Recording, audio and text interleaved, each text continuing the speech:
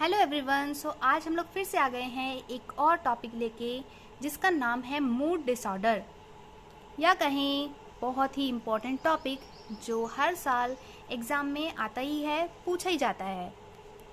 हम लोग पढ़ाई करेंगे मूड डिसऑर्डर के बारे में। स्टार्ट करते हैं डेफिनेशन से। It is a psycho affective psychotic disorder which create changes in persons mood. ये एक ऐसी साइको अफेक्टेड डिसऑर्डर है जिसके अंदर पर्सन का मूड में डिस्टर्बेंस होता है, चेंजेस होते हैं। नाम में ही है मूड डिसऑर्डर, मतलब मूड में चेंज हो रहा है तभी तो वो डिसऑर्डर कॉज कर रहा है। इसका क्लासिफिकेशन कैसे होता है, तो ये F30 टू F39 के बीच में आता है। ये याद करने के लिए बहुत ही ईजी है, देखने में इतना हार्ड लगता है लेकिन है नहीं। जैसे कि F30 में है मैनिक एपिसोड, F31 में बाइपोलर अफेक्टिव डिसऑर्डर, F32 में डिप्रेशन। तो मूड डिसऑर्डर में तो ये तीनों ही आता है, मेनिया, बाइपोलर, डिप्रेशन। तो इतना तो हम याद कर सकते हैं। फिर F33 में आता है recurrent mood disorder. Mood disorder नाम ही है तो हम लोग यहाँ पे F33 में क्या लिख देंगे, रिकरेंट मूड डिसऑर्डर। फिर F34 में क्या है, परसिस्टेंट डिप्रेसिव डिसऑर्डर। इसमें हम लोग परसिस्टेंट डिप्रेसिव डिसऑर्डर लिख देंगे। F38 में क्या लिखेंगे, अदर मूड डिसऑर्डर। और F39 में अनस्पेसिफिक मूड डिसऑर्डर। तो ये याद करने का तरीका है। लास्ट वाले तो दो ऐसे रहते हैं, अदर रहता है और अनस्पेसिफिक रहता है। हर क्लासिफिकेशन में आप इसे देखोगे। तो ज़्यादा कुछ नहीं है, mania, bipolar, depression, recurrent mood, persistent depression, other, unspecific, ऐसे आप लोग इसे याद कर सकते हो। तो मूड डिसऑर्डर का हम लोग थोड़ा समझेंगे पहले, उसके बाद हम लोग अच्छे से नोट्स के साथ इसे समझेंगे, डील करेंगे। पहले हम लोग क्या समझेंगे कि मूड डिसऑर्डर होता क्या है। मूड डिसऑर्डर दो टाइप का होता है, एक होता है यूनिपोलर, एक होता है बाइपोलर। यूनि मतलब सिंगल, पोलर मतलब सिम्टम, ठीक है। जिसमें कि एक ही सिम्टम दिखाई दे रहा हो उसको हम लोग यूनिपोलर बोलेंगे, जिसमें कि डिप्रेशन बस दिखाई देगा। जो बाइपोलर होगा, बाइपोलर में दो सिम्टम दिखाई देंगे, मेनिया प्लस डिप्रेशन। अब बाइपोलर के अंदर भी दो टाइप का बाइपोलर है, बाइपोलर 1 और बाइपोलर 2। बाइपोलर 1 जो होता है उसमें severe recurrent of mania plus depression symptom दिखाई देते हैं। बार बार मेनिया होता है, बार बार डिप्रेशन होता है। मतलब जो पर्सन है बार बार हाइपर एक्टिव होता है और बार हाइपर डिप्रेस हो जाता है, ठीक है। एक बार उसका मूड एलिवेट होता है, एक बार डिप्रेस होता है, तो ये सीवियर रिकरेंट होता है। लेकिन जो बाइपोलर 2 होता है, बाइपोलर 2 में भी डिप्रेशन प्लस मेनिया होता है, लेकिन ये हाइपोमेनिया होता है। मतलब सीवियर डिप्रेशन शो हुआ उस पर्सन में, डिप्रेस्ड मूड हुआ, उसके बाद कुछ जाके वो थोड़ा सा एक्टिव हुआ, हाइपोमेनिया हुआ, फिर से वो गया, फिर से वो डिप्रेस हो गया, फिर से वो हाइपोमेनिया हो गया। तो ये सब होता है बाइपोलर 2 में। अब हम समझेंगे डेफिनेशंस वगैरह के साथ। पहले कुछ टर्म्स ले लेते हैं, जैसे कि परसिस्टेंट डिप्रेशन क्या होता है। अगर कोई डिप्रेशन लॉन्ग टर्म डिप्रेशन हो रहा है लंबे समय से तो उसको परसिस्टेंट डिप्रेशन कहेंगे। डिस्थीमिया क्या कहेंगे, अगर माइल्ड डिप्रेशन, थोड़ा सा डिप्रेशन हो रहा है 2 साल से ज़्यादा से लगातार, तो उसको हम लोग डिस्थीमिया कहेंगे। साइक्लोथीमिया क्या कहेंगे, साइक्लोथीमिया में ये होता है कि अगर माइल्ड डिप्रेशन हो रहा है, माइल्ड डिप्रेशन हो रहा है, साथ ही साथ वो पर्सन फिर नॉर्मल हो जाता है, फिर उसको माइल्ड मेनिया होता है, फिर उसके बाद वो फिर से नॉर्मल हो जाता है। तो ऐसे ही नॉर्मल था पर्सन, ये हाइपोमेनिया हुआ, फिर वो डिप्रेशन हुआ, फिर हाइपोमेनिया हुआ, फिर नॉर्मल हुआ, ऐसे ही कंडीशन होता है। तो वो एक साइक्लिक वे में हो रहा है, तो इसको हम लोग साइक्लोथीमिया कहेंगे। अब बात करते हैं हम लोग डेफिनेशन के साथ। डेफिनेशन क्या कहती है मूड डिसऑर्डर की, mood disorder a psycho affective disorder characterized by disturbance of mood. Mood disorder क्या है, एक साइको अफेक्टिव डिसऑर्डर है जिसके अंदर डिस्टर्बेंस ऑफ मूड होता है, अकम्पनीड बाय फुल और पार्शियल मेनिक और डिप्रेसिव सिंड्रोम। इसके अंदर फुल मेनिया भी हो सकता है और पार्शियल मेनिया भी हो सकता है, साथ ही साथ डिप्रेशन भी, which is not due to any other physical और मेंटल डिसऑर्डर। मूड डिसऑर्डर के पीछे कोई और फिजिकल या मेंटल डिसऑर्डर नहीं होता है, मतलब इसके होने के पीछे। क्लासिफिकेशन हमने पढ़ ही लिया, F30 टू F39। तो डेफिनेशन के बाद हम लोग यहाँ पे क्लासिफिकेशन लिखेंगे। फिर आता है, डील करेंगे हम लोग कि डिप्रेशन क्या होता है और मेनिया क्या होता है। तो पहला है डिप्रेशन। डिप्रेशन इज क्या होता है, इसमें डिप्रेशन में सेरोटोनिन और नॉरएपिनेफ्रिन लेवल का डिक्रीज हो जाता है। हमारे ब्रेन में जो न्यूरोट्रांसमीटर है सेरोटोनिन और नॉरएपिनेफ्रिन, उनका डिक्रीज लेवल होने के कारण डिप्रेशन कॉज होता है। तो ये कॉम्पिटिटिव एग्ज़ाम के लिए बहुत ही इंपॉर्टेंट है कि किस लेवल का, किस न्यूरोट्रांसमीटर का डिक्रीज के कारण डिप्रेशन होता है। So depression is a mood affective disorder characterized by sadness of mood, poverty of ideas and decreased psychomotor activity. Depression एक ऐसा मूड अफेक्टिव डिसऑर्डर है जिसके कारण वो पर्सन हमेशा सैड रहने लगता है, उसके पास आइडियाज़ की कमी रहती है, पॉवर्टी रहती है, और उसकी साइकोमोटर एक्टिविटीज़ मतलब उसके चलने बोलने का जो ढंग है वो बहुत ज़्यादा कम हो जाता है, डिक्रीज़ हो जाता है। तो कुछ और चीज़ें हम लोग समझेंगे, जैसे पहले इसको ना मेलनकोलिया नाम से जाना जाता था। डिप्रेशन को पहले मेलनकोलिया नाम से जाना जाता था। फिर जब हिपोक्रेट्स आए तो हिपोक्रेट्स ने डिप्रेशन नाम दिया मेलनकोलिया को। तब से ये डिप्रेशन वर्ड आज तक चला आ रहा है। जो डिप्रेशन वर्ड है वो एक लैटिन वर्ड से लिया गया था जिसको कहते हैं डेप्रीनियर। डेप्रीनियर मतलब प्रेशर डाउन, डिक्रीज उसका प्रेशर हो जाना बॉडी का, तो उसको डिप्रेनियर नाम से जाना मतलब लिया गया था। कॉजेज़ क्या क्या हो सकते हैं डिप्रेशन के, तो बायोकेमिकल थ्योरीज कहती है कि डोपामिन, सेरोटोनिन, नॉरएपिनेफ्रिन के डिक्रीज लेवल के कारण डिप्रेशन होता है। एंडोक्राइन सिस्टम अगर डिप्रेस है, जैसे कि हाइपर और हाइपरथायरॉयडिज्म है, उसके कारण भी डिप्रेशन कॉज होता है।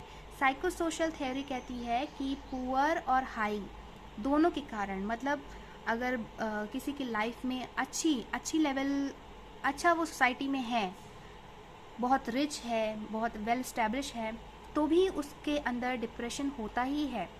जैसे कि हम लोग ले लेते हैं एक्ट्रेस वगैरह को, दीपिका पादुकोण को, वो कितनी वेल इस्टेब्लिश है, कितनी फेमस है, लेकिन फिर भी वो एक टाइम पर डिप्रेस्ड हुई थी और उसकी मेडिसिन वगैरह चल रही थी। तो भले ही वो पर्सन हाई हो या फिर लो सोशो इकोनॉमिक ग्रुप से हो, गरीब हो, तो भी उसके अंदर डिप्रेशन वाली कंडीशन होती है। कॉग्निटिव थ्योरी क्या कहती है कि कॉग्निटिव थेरेपी मतलब कि अगर उसकी जो थिंकिंग, मेमोरी, इंटेलेक्चुअल उसकी जो कैपेसिटी है, अगर उसमें प्रॉब्लम हो रही है तो उसके कारण भी पर्सन डिप्रेस हो जाता है। जैसे कि अगर उसके बार बार नेगेटिव एक्सपेक्टेशन है, नेगेटिविज्म है, उसके अंदर नेगेटिव थॉट्स आ रहे हैं, उसका पुअर जजमेंट है, उसके फ्यूचर जो एक्सपेक्टेशंस हैं अगर वो ठीक नहीं, मतलब कंप्लीट नहीं हो पा रहे हैं, जो उसने सोचा था फ्यूचर में करने के लिए वो अगर नहीं कर पा रहा, तो उसके कारण भी डिप्रेशन होता है। फैमिली की एक्सपेक्टेशन, अगर फैमिली के एक्सपेक्टेशन में वो खरा नहीं उतर पा रहा तो भी डिप्रेशन होता है। लर्निंग थ्योरी क्या कहती है कि रिपीटेटिव फेलियर इन एनीथिंग, तो उसके कारण क्या होगा, नॉट एबल टू सक्सेस। अगर बार बार फेलियर आ रहा है कुछ भी करने में और उसके कारण उसको सक्सेस नहीं मिल रही, तो वो लर्निंग थ्योरी का कारण होता है, डिप्रेशन होने के कारण होता है। सोशियोलॉजिकल थ्योरी क्या कहती है, सोशियोलॉजिकल मतलब किसी भी स्ट्रेसफुल इन्वायरमेंट के कारण, जॉब से रिलेटेड, स्टडीज से रिलेटेड, अगर बहुत ज़्यादा स्ट्रेस है तो भी वो पर्सन डिप्रेशन में जाएगा। अगर किसी का डेथ हो गया है, अगर फाइनेंशियल लॉस हो गया है, अगर अनएम्प्लॉयमेंट ही है, तो भी वो पर्सन डिप्रेशन से जा सकता है। तो ये हमने कुछ पॉइंट्स लिखे थे, आप इसको एलैबोरेट कर सकते हो अपने एग्जाम्स वगैरह में, अपने नोटबुक में, लेकिन ऐसे लिखने में वो ज़्यादा अच्छे से याद होता है। सिम्टम्स में आता है, सिम्टम्स में फिजिकल सिम्टम आता है और साइकोलॉजिकल सिम्टम आता है। फिजिकल सिम्टम में बहुत कुछ आता है और साइकोलॉजिकल में जो हमारी ब्रेन वगैरह, हमारी ब्रेन में क्या क्या चेंजेस हो रहे हैं वो सिम्टम्स इसमें आता है। जैसे कि सुसाइडल थॉट आता है, कॉग्निटिव इम्पेयरमेंट होता है, साइकोमोटर एक्टिविटी डिक्रीज हो जाती है। फिजिकल साइन में आता है वो पर्सन इरिटेबल हो रहने लगता है, टायर्डनेस, उसको थकान वगैरह, फैटिग रहने लगता है, बहुत कुछ रहता है। तो ये सब किस में आता है, फिजिकल सिम्टम में। साइकोलॉजिकल में क्या आता है, तो रिटार्डेड थिंकिंग आती है, स्लो वॉक टॉक, धीरे धीरे बात करना, चलना फिरना, उसकी वॉइस का जो पिच होता है, टोन होता है, वो भी डिक्रीज हो जाता है, वो मोनोटोनस हो जाता है, धीरे धीरे बात करता है, उसका थॉट ब्लॉक होता है, मतलब उसकी जो थॉट्स है उसमें वो उसका डेथ हो जाता है, उसके थॉट्स का डेथ हो जाता है, वो मतलब बोल ही नहीं पाता कि क्या बोलूँ, क्या करूँ, रेस्टलेस रहता है, अनईजी रहता है, एंजाइटी बनी रहती है। तो ये सब है सिम्टम्स ऑफ डिप्रेशन। अब हम लोग पढ़ेंगे क्लासिफिकेशन ऑफ डिप्रेशन। क्लासिफिकेशन में क्या है कि major depression disorder, atypical depression, melancholic depression, pre menstrual depression, postpartum depression. Major depression में क्या आता है? मेजर डिप्रेशन में होता है कि डिप्रेशन प्लस साइकोटिक सिम्टम अगर दिख रहे हैं, उसके कारण उसकी कॉग्निटिव फंक्शन डिस्टर्ब हो रही है, तो वो मेजर डिप्रेशन में आता है। अटिपिकल में क्या आता है? अटिपिकल डिप्रेशन में क्या होता है कि पर्सन की ईटिंग हैबिट ना बहुत ज़्यादा बढ़ जाती है, वो बहुत ज़्यादा खाने लगता है, बहुत ज़्यादा सोने लगता है, तो वो सब अटिपिकल डिप्रेशन में आता है।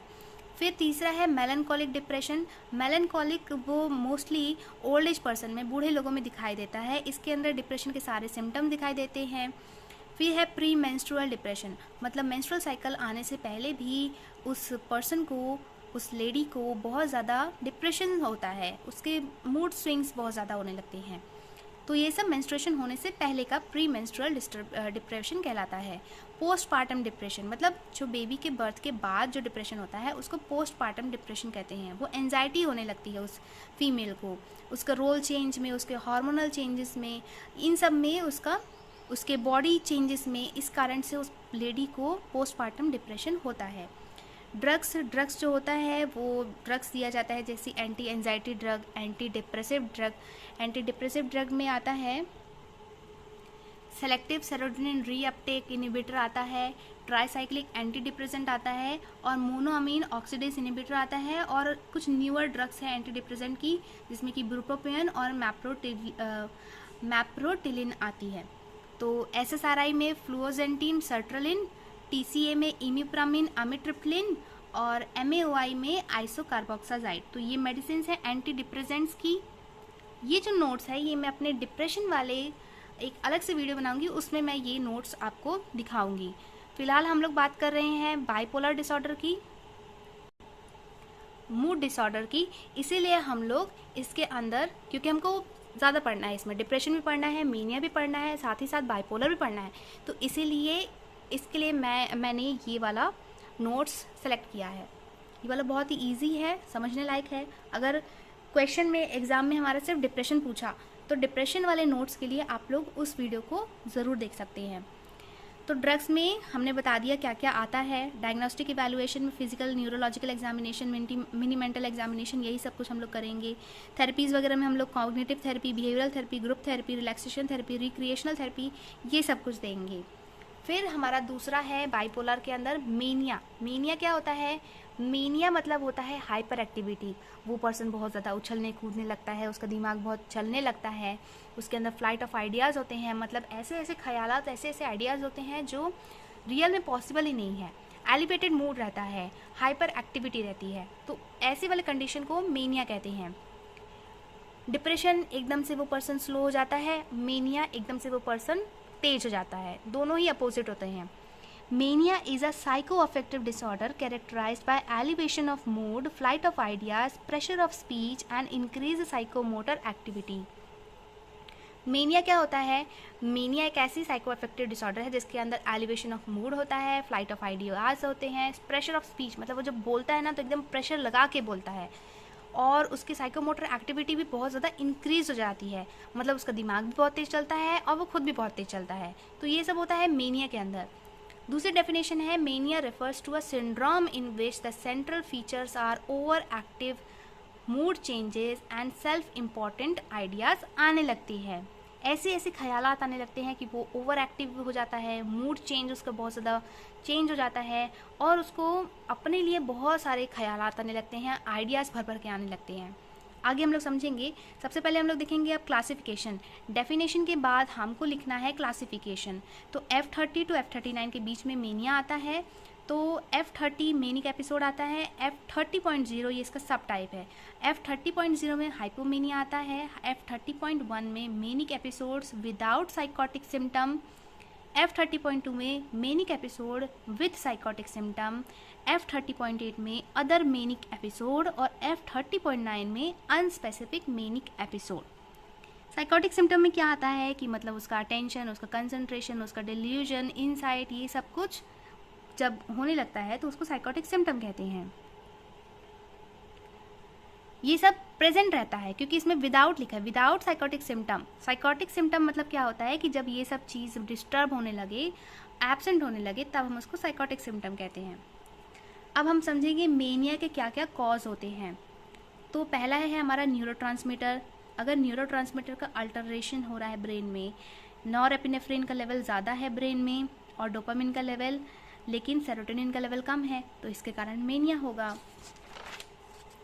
जेनेटिक फैक्टर क्या कहता है, अगर मोनोजाइगोटिक ट्विन है, ठीक है, अगर मोनोजाइगोटिक ट्विन है, अगर एक बेबी में मेनिया दिख रहा है, मूड डिसऑर्डर दिख रहा है, तो ऐसा बहुत ज़्यादा चांसेस है, 70% चांसेस है कि जो दूसरा बेबी है उसमें भी ये हो, ये ऐसा प्रॉब्लम हो।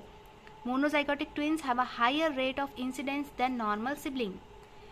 एंडोक्राइनियल डिसऑर्डर अगर कोई है, ब्रेन में अगर कोई डिसऑर्डर है, कोई और हाइपर थायरॉयडिज्म है या एंडोक्राइन सिस्टम में कोई डिसऑर्डर है, तो इसके कारण मेनिया होगा। ड्रग इंड्यूस के कारण भी हो सकता है, जैसे कि एंटी डिप्रेसेंट पेशेंट ले रहा है। एंटी डिप्रेसेंट मतलब जो डिप्रेशन को हटाती है। डिप्रेशन कैसे हटाएगी, हाइपर एक्टिविटी लाके। अगर पेशेंट ने ज़्यादा दवाई खा ली एंटी डिप्रेसेंट की, तो वो पेशेंट ज़्यादा हाइपर एक्टिव हो जाएगा, और हाइपर एक्टिविटी तो मेनिया कहलाती है। कॉर्टिकोस्टेरॉइड ले रहा है, एंटी पार्किंसन ड्रग ले रहा है, और कोई अब्यूसिव थिंग, अल्कोहल, कोकेन वगैरह ले रहा है, तो भी मेनिया होता है। मेटाबॉलिक डिसऑर्डर के कारण भी होता है। सिम्टम क्या दिखाई देते हैं हमको मेनिया में, तो इंक्रीज साइकोमोटर एक्टिविटी है तो मेनिया होगा। ओवर एक्टिवनेस रहता है वो पेशेंट, ओवर एक्साइटमेंट, रेस्टलेसनेस रहती है, मतलब वो शांत बैठ ही नहीं पाता वो पेशेंट, हमेशा ही घूमता हुआ, बातें करता हुआ मिलेगा। किसी भी स्ट्रेंजर पर्सन से भी वो एकदम ऐसे बात करता है जैसे वो उसको जानता हो, अपनी बातें पूरी उसे बताएगा। घबराता नहीं है ऐसा पेशेंट, मेनिया वाला पेशेंट घबराता नहीं है कुछ भी बोलने से, कुछ भी कहने से।